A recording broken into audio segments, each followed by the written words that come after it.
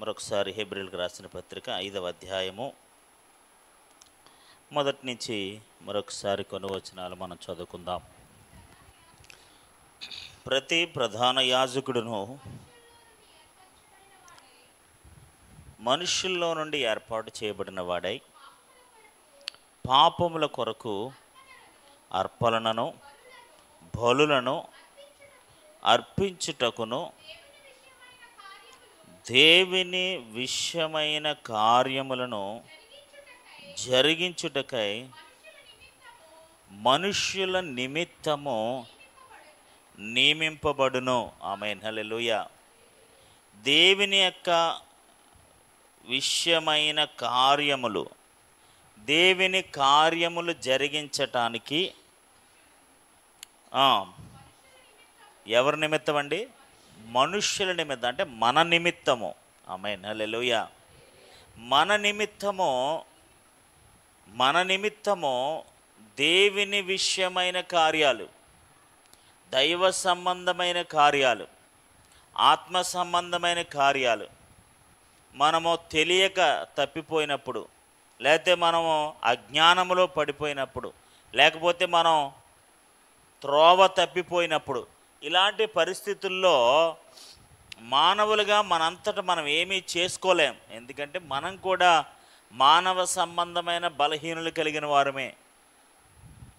మనంతట మనమే నిలబడలేం, మనంతట మనమే నిలదొక్కుకోలేం, మనంతట మనమే తిరిగి ఆ విశ్వాసంలో పునర్ప్రారంభించలేం.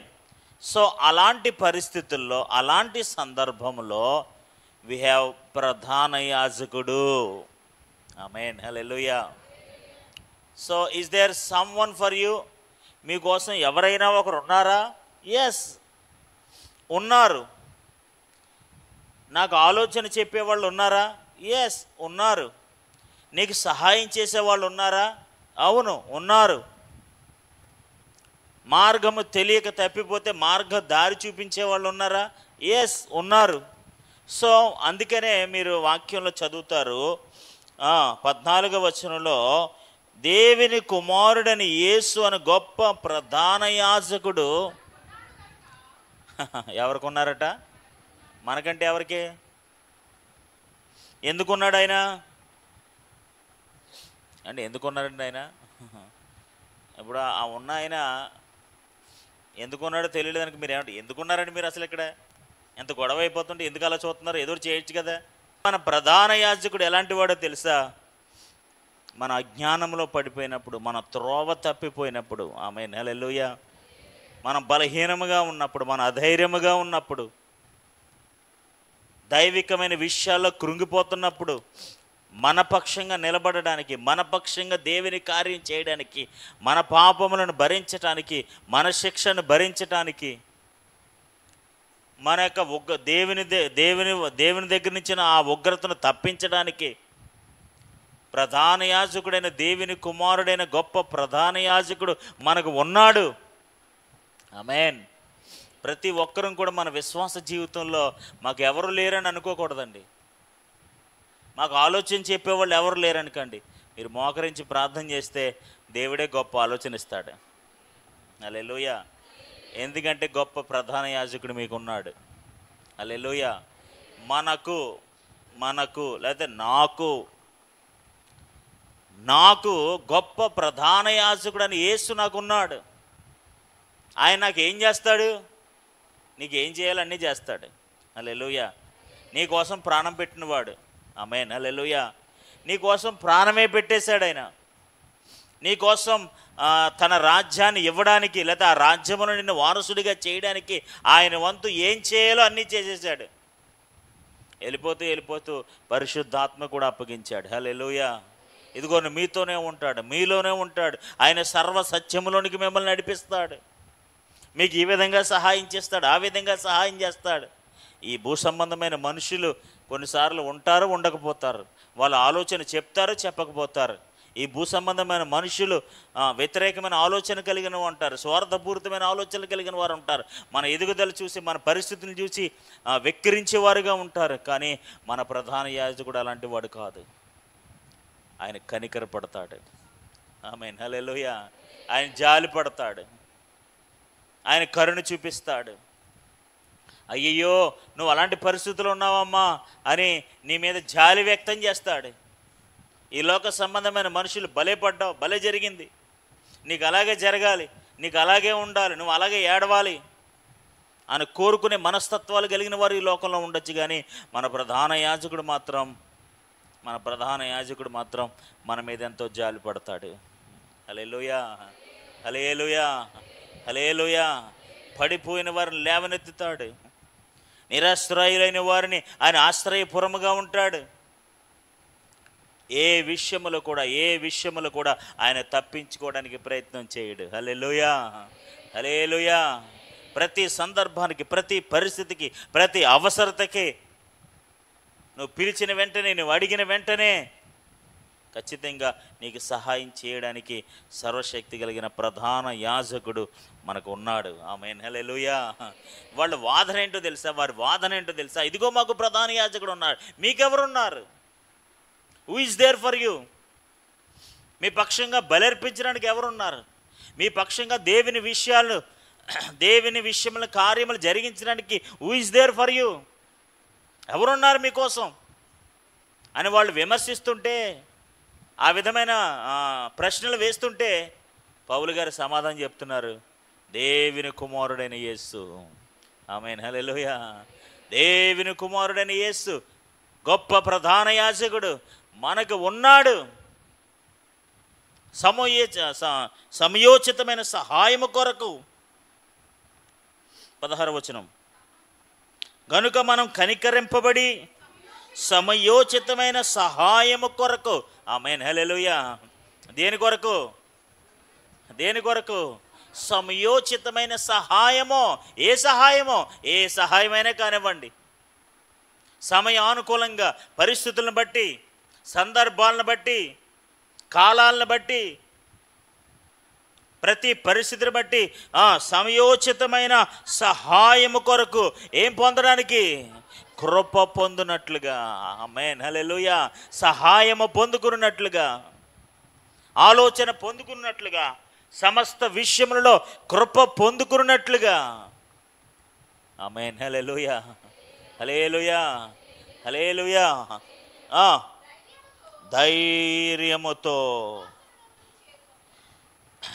ఎలా రావచ్చు ఇప్పుడు మీరు?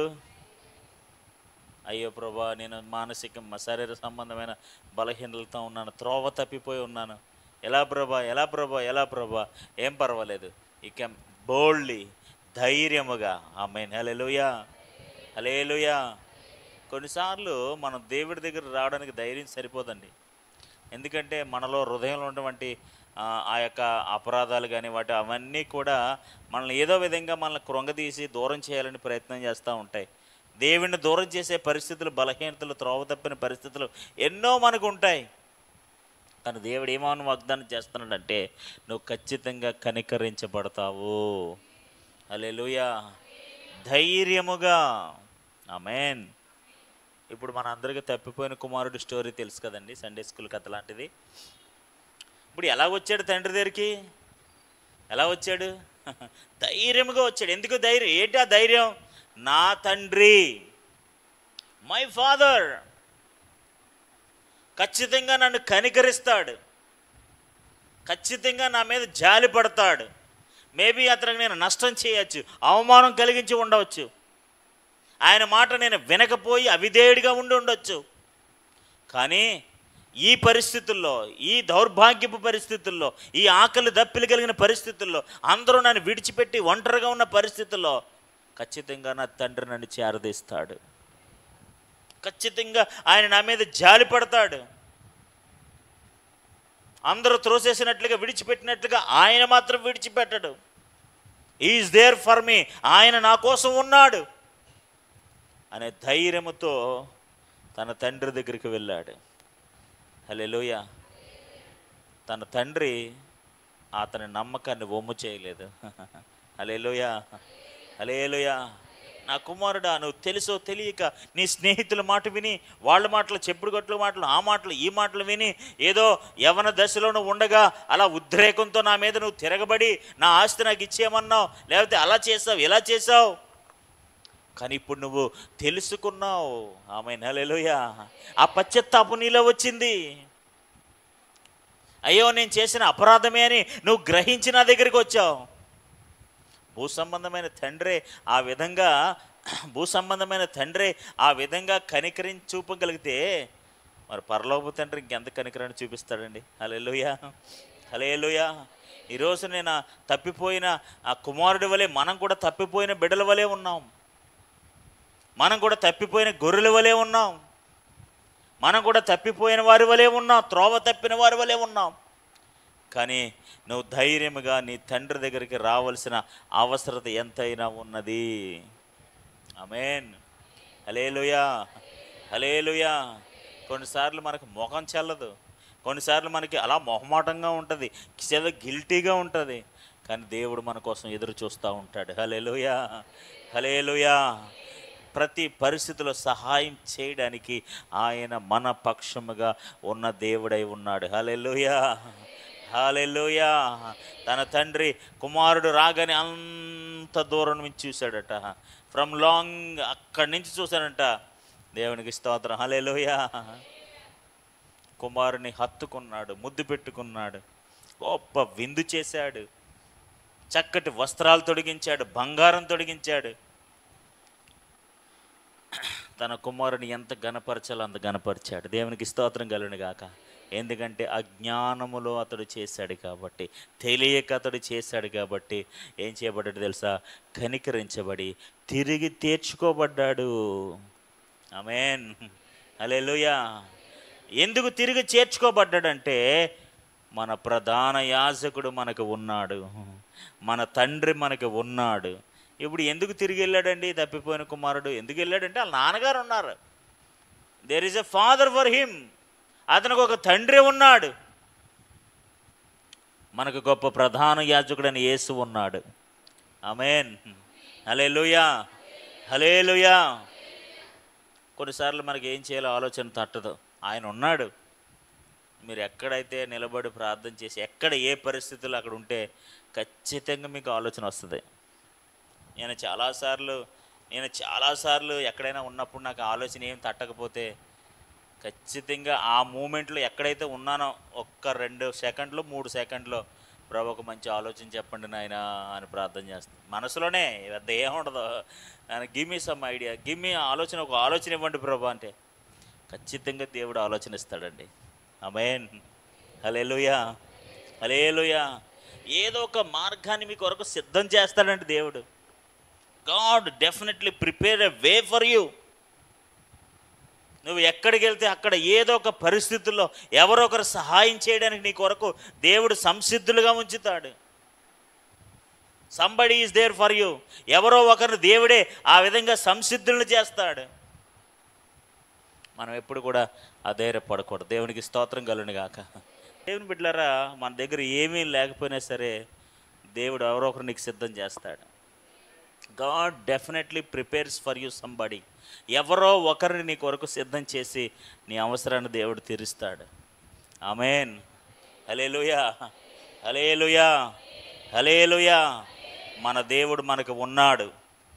5వ అధ్యాయం 2వ వచనంలో మరొకసారి మనం చూసినట్లయితే 5వ అధ్యాయం 2వ వచనం.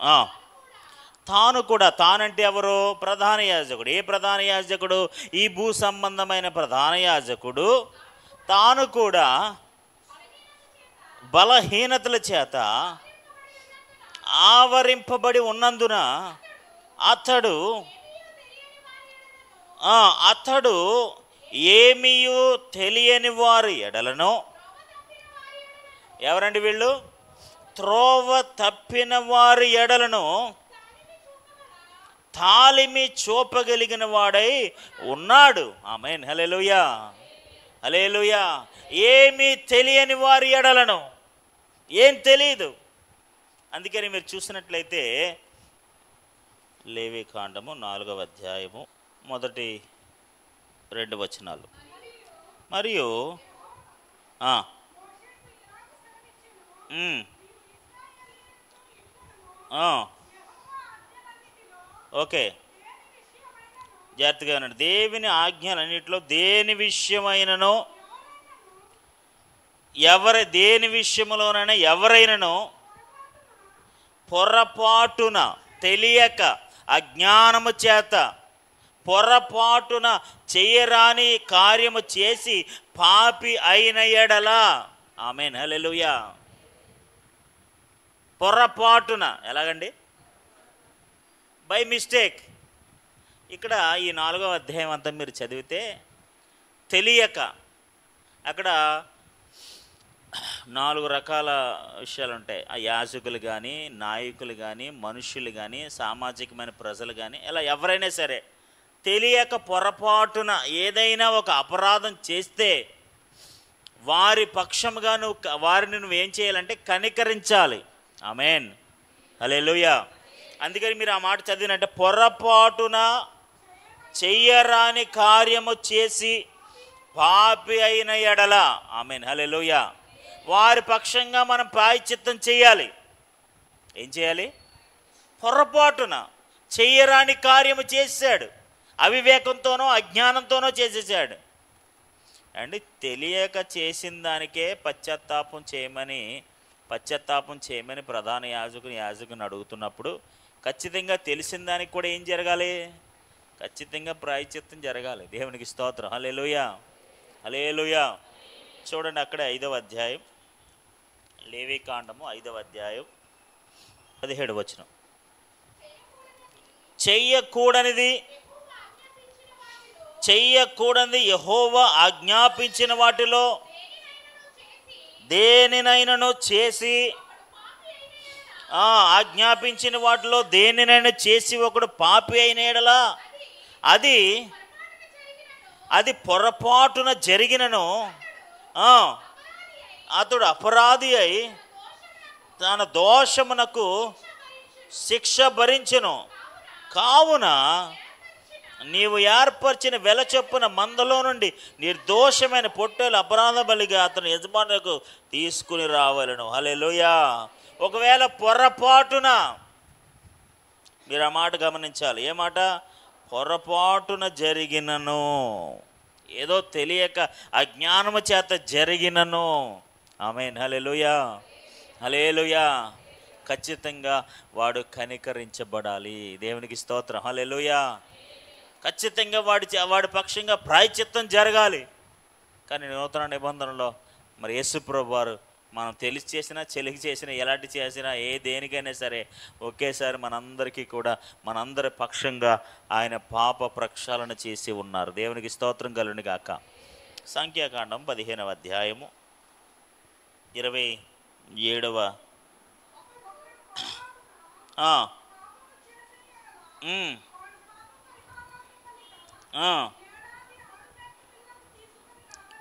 ఓకే, జాగ్రత్తగా ఉండండి. పొరపాటున యెహోవా సన్నిధిని ఏంటండి? ఎలాగటండి?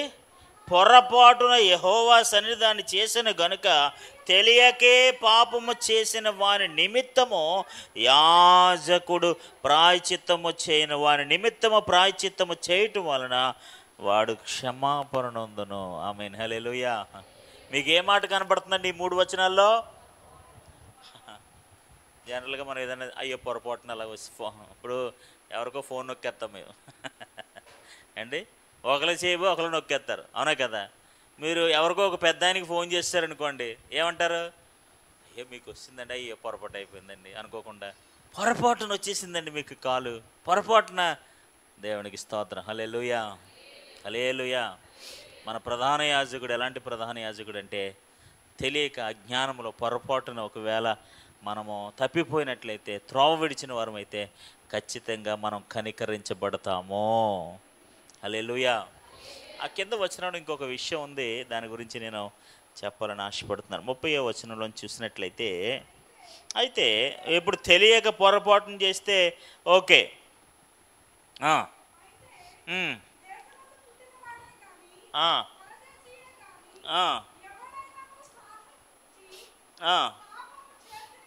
ఒకవేళ ఎవడైనా సరే సాహసించి పాపము చేసిన ఎడల, అంటే సాహసించి అంటే ఏమవుతుందో అవుతుందిలే, ఏదో జరుగుద్దిలే అని సాహసించి, ఆమేన్ హల్లెలూయా, పొరపాటును కాదు. ఏంటండి? పొరపాటును కాదు. ఎలాగా? సాహసించి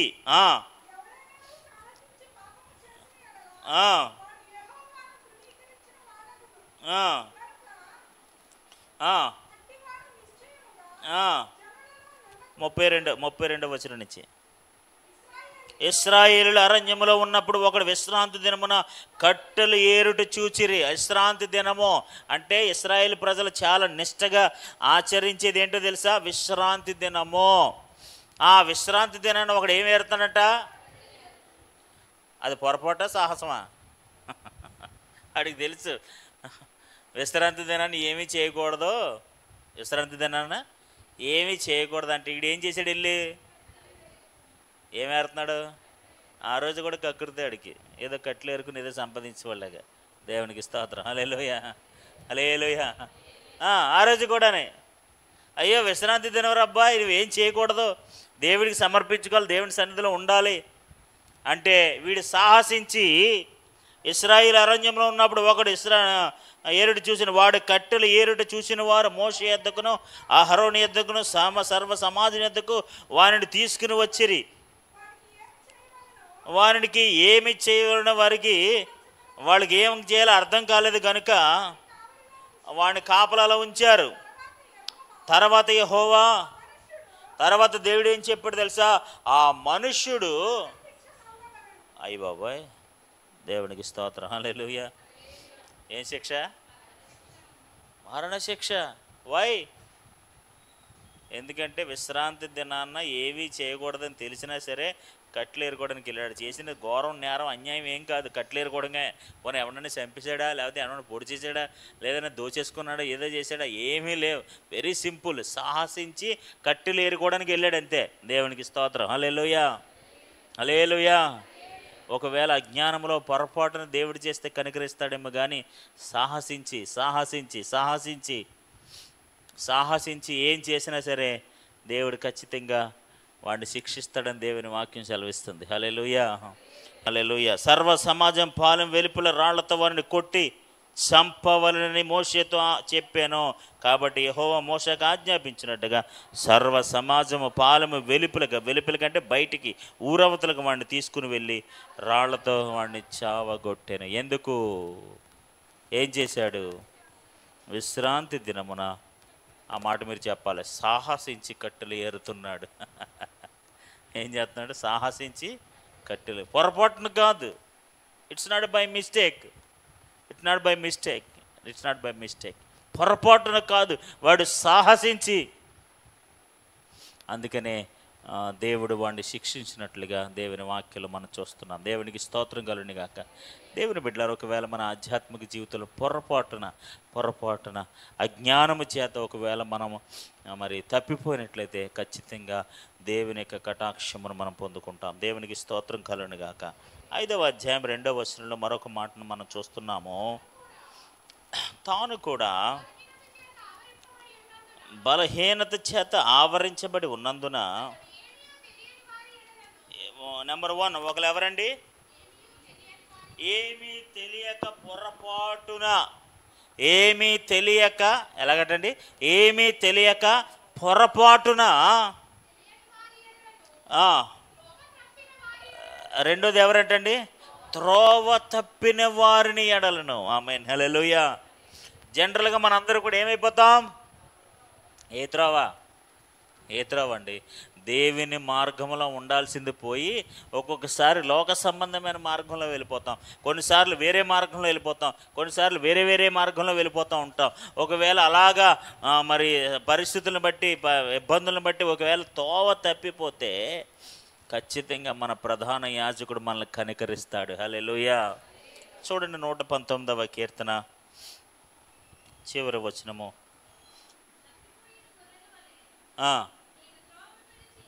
ఎలాగటండి? ఎలా తిరిగాడు? ఎలాగటండి? తప్పిపోయిన గొర్రెవలే. ఆమేన్. ఎలాగా? తప్పిపోయిన గొర్రెవలే నేను త్రోవ విడిచి తిరిగి తిని. ఆమేన్, హల్లెలూయా. ఒక గొర్రె పిల్ల ఎలాగైతే తప్పిపోయిందో, ఆ తప్పిపోయిన గొర్రె పిల్ల త్రోవ విడిచి అలా తిరిగాడట. ఆయన ఆ విధంగా సంబోధించుకున్నాడు. ఎలా అంటే, నేను తప్పిపోయిన గొర్రెవలే నేను త్రోవ విడిచి తిరిగి తిని. అప్పుడు దేవుడితో విజ్ఞాపన చేస్తున్నాడు, ప్రభా ఇదిగో త్రోవ తప్పిన గొర్రె పిల్లవలే నేను త్రోవ తప్పిపోయాను నాయనా, కానీ నీ సేవకుణ్ణి వేదికి పట్టుకొనుము. ఆమేన్, హల్లెలూయా, హల్లెలూయా, హల్లెలూయా.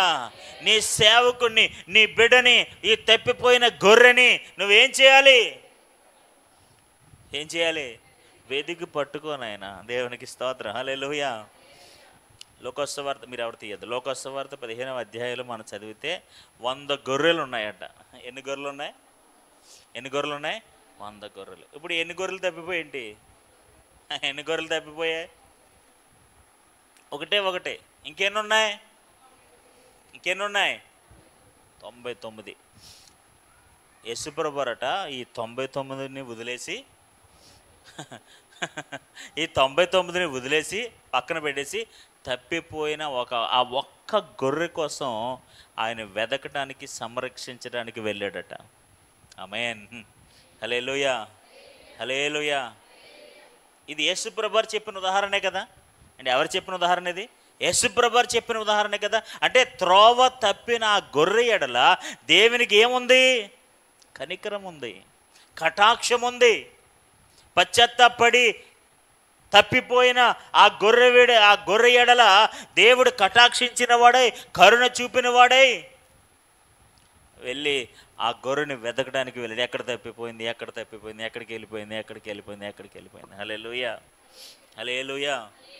ఇప్పుడు ఎవరైనా తప్పిపోరనుకోండి, మీరు ఏం చేస్తాను? పోతే పోయింది, దరిద్రం వదిలిపోయింది అంటారా? అంటారండి మీరు? అనం కదా. ఏం చేస్తాం? వి సర్చ్ ఫర్ దట్. దానికోసం వెతుకుతాం. ఆమేన్, హల్లెలూయా, హల్లెలూయా. వెతుకుతాం. అందుకని ఇక్కడ కీర్తనకారుడు అంటాడు, ప్రభా నీ సేవకుని వదిలిపెట్టద్దయ్యా. నీ సేవకుడు గొర్రె తప్పిపోయినట్టు తప్పిపోడయ్యా. నీ బిడ్డ గొర్రెను తప్పిపోయినట్టుగా త్రోవ తప్పిపోయింది నాయన, నువ్వు వదిలిపెట్టద్దు ప్రభా, నువ్వు వేదికి పట్టుకొనుము. ఆమేన్, హల్లెలూయా. ఈరోజు ఒకవేళ నీ ఆత్మీయ జీవితంలో, మన క్రైస్తవ ఆధ్యాత్మిక జీవితంలో మనం చాలాసార్లు తప్పిపోయాం. దేవుడే మనల్ని వెతికి పట్టుకొని దేవుని మార్గంలో నిలబడుతున్నాడు. దేవునికి స్తోత్రం కలుగును గాక. చాలాసార్లు దారి తప్పిపోయి వెళ్ళిపోయాం మనం. చాలాసార్లు ఎరుగక తెలియక త్రోవ తప్పిన వారమై ఉన్నప్పుడు దేవుడే మనల్ని కనికరించి, దేవుడే మనల్ని వెతకి. యెషయా గ్రంథం 53వ అధ్యాయం 6వ వచనం. మనమందరము ఎలాగంటండి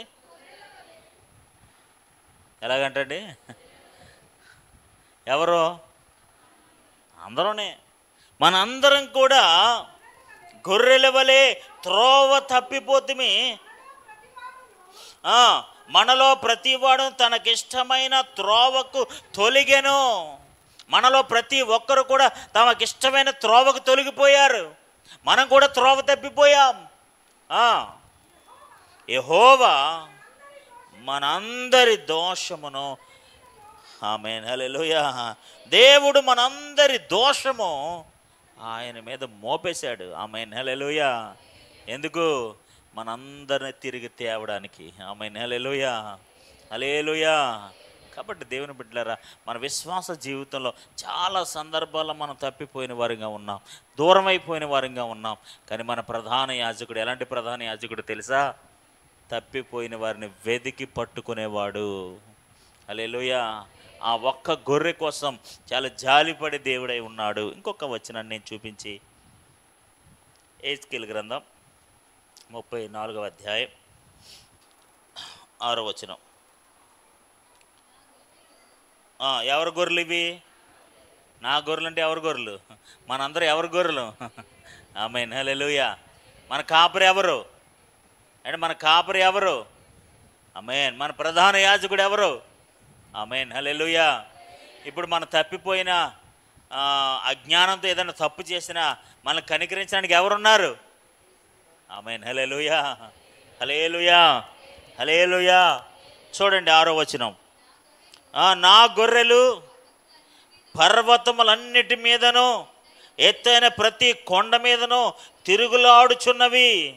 నా గొర్రెలు భూమి ఎందంతటా చెదిరిపోయినను వాటి గురించి విచారించేవాడు ఒక్కడును లేడు, వెదికివాడు ఒక్కడు కూడా లేడు. Nobody is there for them. విచారించేవాడు, అయ్యో ఈ తప్పిపోయే కొండలోకి పర్వతాలు తప్పిపోయే అని విచారించేవాడు లేడు, విచారించేవాడు లేడు, వెదుగువాడు లేడు. ఆమేన్. హల్లెలూయా, హల్లెలూయా. గొర్రెలైతే తప్పిపోయాయి. ఎవరు గొర్రెలవి? నా గొర్రెలు, మై షీప్ గోన్ ఎస్ట్రే. దూరం అయిపోయాయి, చెదిరిపోయాయి, కొండల్లోకి పర్వతాల్లోకి వెళ్ళిపోయాయి. వాటి గురించి విచారించేవాడు ఒకడు లేడు, ఆలోచించేవాడు లేడు, పట్టించుకునేవాడు లేడు, వెతికేవాడు లేడు. ఆమేన్. హల్లెలూయా, హల్లెలూయా. 11వ వచనం, 11వ వచనం, 11వ వచనం, 11వ వచనం, 11వ వచనం. ప్రభువైన యెహోవా సెలవిచ్చింది ఏమనగా, ఇదిగో నేను నేనే, నేను నేను నేనే. ఆమేన్. హల్లెలూయా. ఎవరు లేరు, కానీ ఇప్పుడు ఎవరున్నారు? ఎవరున్నారు? ఎవరున్నారమ్మా? ఏంటి చెప్పరేంటి మరి? నేను నేనే, I am there for them. విచారించేవాడు లేకపోయినా, వెతికేవాడు లేకపోయినా, నేను నేనే నా గొర్రెలను వెతికి వాటిని కనుగొంటాను. ఆమేన్. హల్లెలూయా. ఇప్పుడు చెప్పండి, మనకు ఎవరున్నారు? మనకు ఉన్నారా లేదా? విచారించేవాడు లేడట, పట్టించుకునేవాడు లేడట, వెతికేవాడు లేడట, అడిగేవాడు లేడట, తిన్నావా ఉన్నావా అని పట్టించుకునేవాడు ఎవడో లేడట. కానీ నా గొర్రెలకు నేను నేనే, I am there for them. వాళ్ళ కోసం నేనున్నాను. చదవండి. నేను నేనే నా గొర్రెలను వెతికి వాటిని కనుగొందును. తమ గొర్రెలు చెదిరిపోయినప్పుడు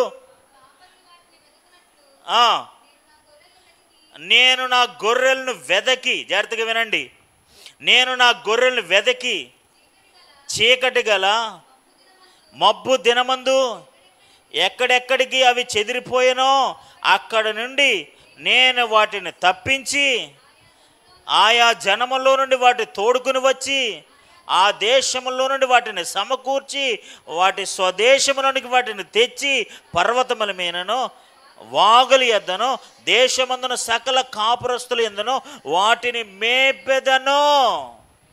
హల్లెలూయా. చదవండి. నేను మంచి మేత కలిగిన చోట వాటిని మేపెదను. ఇశ్రాయేలు ఉన్నత స్థలం మీద వాటిని దొడ్డె ఏర్పరుస్తాను. అక్కడ అవి మంచి దొడ్డెలో పండుకొనును. ఇశ్రాయేలు పర్వతమైన బలమైన మేతగల స్థలమునకు అవి మేయును. నేనే నేనే నా గొర్రెలను మేపి పరుండబెట్టును. ఇదే దేవుడైన యెహోవా వాక్కు. చెప్పండి, ఏం చేస్తాడట అంటే? ఏం చేస్తాడు చెప్పండి? పోతే పోయిన ఏదో గొర్రెలను వదిలేస్తాడా? No no no no no. అక్కడ భూ సంబంధమైన కాపురులు ఉన్నారట, వాళ్ళు సరిగ్గా చేయట్లేదట. కానీ దేవుడు ఎలాంటి గొప్ప దేవుడు అంటే, ఆమేన్. హల్లెలూయా. నేనే వాళ్ళని వెతుకుతాను, నేనే వారిని పట్టించుకుంటాను. వాళ్ళు ఎక్కడున్నా సరే, ఏ దేశంలో ఉన్నా సరే, ఎక్కడికి చెదిరిపోయినా సరే, ఎక్కడ ఉండిపోయినా సరే, ఏమైపోయినా సరే, మేత కలిగిన స్థలాలకు తీసుకొస్తాను. మంచి విశ్రాంతి స్థలములకు వాళ్ళని తోడుకొస్తాను. ఆమేన్. హల్లెలూయా. సురక్షితమైన ఆరోగ్యకరమైన పరిస్థితుల్లో నేను వారిని నడిపిస్తాను. నేనే వారికి కాపరిగా ఉండి వాళ్ళని సంరక్షిస్తాను. దేవునికి స్తోత్రం కలుగును గాక. ఆమేన్. హల్లెలూయా, హల్లెలూయా. మనకి గొప్ప ప్రధాన యాజకుడు ఉన్నాడు, మనకి గొప్ప గొర్రెల కాపరి ఉన్నాడు. ఆమేన్. ఒకవేళ అజ్ఞానం చేత నువ్వు తప్పిపోతే, అజ్ఞానం చేత నువ్వు దూరం అయిపోతే ప్రధాన యాజకుడు ఏ విధంగా కనికరిస్తాడో అలాగ దేవుడు నిన్ను కనికరిస్తాడు. ఒకవేళ తప్పిపోతే, దూరం అయిపోతే, ఒక గొర్రెల కాపరి గొర్రె తప్పిపోయిన గొర్రె నిమిత్తం ఎలాగైతే జాలి చూపించి తిరుగుతాడో దేవుడు కూడా అలాగా దేవునికి స్తోత్రం. హల్లెలూయా. మీరు ఇక్కడ ఎహెజ్కేలు గ్రంథం 34వ అధ్యాయం, ఆ అధ్యాయం అంతలో చూసినట్లయితే దేవుడు తన గొర్రెల పట్ల, తన ప్రజల పట్ల, గొర్రెలు అంటే మనుషులు, అక్కడ గొర్రెలు అంటే గొర్రెలు అనుకున్నారు కంట, ప్రజలు దేవుని ప్రజలు వాళ్ళు తప్పిపోయారు. వాళ్ళ కోసం పట్టించుకునేవాళ్ళు లేడు, వెతికేవాళ్ళు లేడు, ఎవడు లేడు. కానీ ఎవరున్నారు? నేనే నా గొర్రెలను వెతుకుతాను. ఆమేన్. నేను వాటి కోసం విచారిస్తాను, దానికోసం వెతుకుతాను, నేను పట్టించుకుంటాను అని సర్వశక్తి గల దేవుడు ఆ గొర్రెల పట్ల జాలి చూపే దేవుడై ఉన్నాడు, కరుణ చూపేవాడై ఉన్నాడు. హల్లెలూయా, హల్లెలూయా. ఈ రోజున మన విశ్వాస జీవితంలో మన ఆధ్యాత్మిక ప్రయాణములో ఒక పొరపాటున లేకపోతే ఒక అవిధేయతను బట్టి అజ్ఞానము చేత ఏ తప్పిదం చేసినా దేవుని చేత కనికరించబడతావు. సమయోచితమైన సహాయం కొరకు ధైర్యంగా మన ఆయన కృపా సింహాసనం దగ్గరికి రావడానికి సంసిద్ధులుగా ఉండడానికి దేవుడు కోరుకుంటున్నాడు. హల్లెలూయా. ఒకవేళ త్రోవ తప్పిపోతే, ఒకవేళ దారి తప్పిపోతే, ఒకవేళ రూట్ మారి వెళ్ళిపోయినా సరే మన దేవుడు అందుకనే కీర్తనకారుడు ప్రార్థన చేసినట్లుగా ఏమని, నన్ను వెతికి పట్టుకొనుము. ఆమేన్. హల్లెలూయా. కొన్నిసార్లు మనం కూడా అలాంటి ప్రార్థన చేయాలండి. ప్రభా నేను వెతికి పట్టుకోను ఆయన. ఆమేన్. హల్లెలూయా. త్రోవ తప్పిపోయాను ప్రభా, దారి తప్పిపోయాను ప్రభా, నా కుమారుడు, నా కుమార్తె, నా బిడ్డలు, నా భర్త, లేకపోతే నా బంధువులు చాలామంది త్రోవ తప్పిపోయారు ప్రభా, వాళ్ళు వెతికి పట్టుకో ప్రభా. హల్లెలూయా. Bring them in the right way. సరైన మార్గంలో వారిని తోడుకురండి ప్రభా. శాంతికరమైన మార్గములను వారిని తీసుకురండి ప్రభా. రక్షణకరమైన మార్గములకు వారిని తీసుకురండి ప్రభా. నీ రాజ్యానికి చేరుకునే మార్గంలోకి వారిని తోడుకురండి ప్రభా. క్షమాపణ మార్గంలోకి వారిని తోడుకురండి ప్రభా. వాళ్ళని విడిచిపెట్టకండి నాయన, వాళ్ళని వెతకండి ప్రభా, పట్టుకోండి ప్రభా. ఆమేన్. హల్లెలూయా.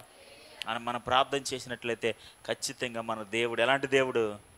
వదిలేసే దేవుడా, వెతికే దేవుడా, విచారించేవాడా కదా? అయ్యో ఎక్కడికి వెళ్ళిపోయా అని దేవుడే వెతికి పట్టుకుని ఎలాంటి స్థలానికి తీసుకొస్తాడో తెలుసా? మేత కలిగిన స్థలాలకు తీసుకొస్తాడట.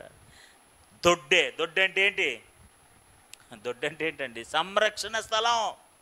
దొడ్డంటే ఏంటి? సేఫ్టీయెస్ట్ ప్లేస్. సంరక్షణ స్థలానికి తీసుకొస్తాడు, ఆహారం అనే స్థలానికి తీసుకొస్తాడు. ఇప్పుడు గొర్రెలు తప్పిపోయిన గొర్రెలకి ఏముందో తెలుసా?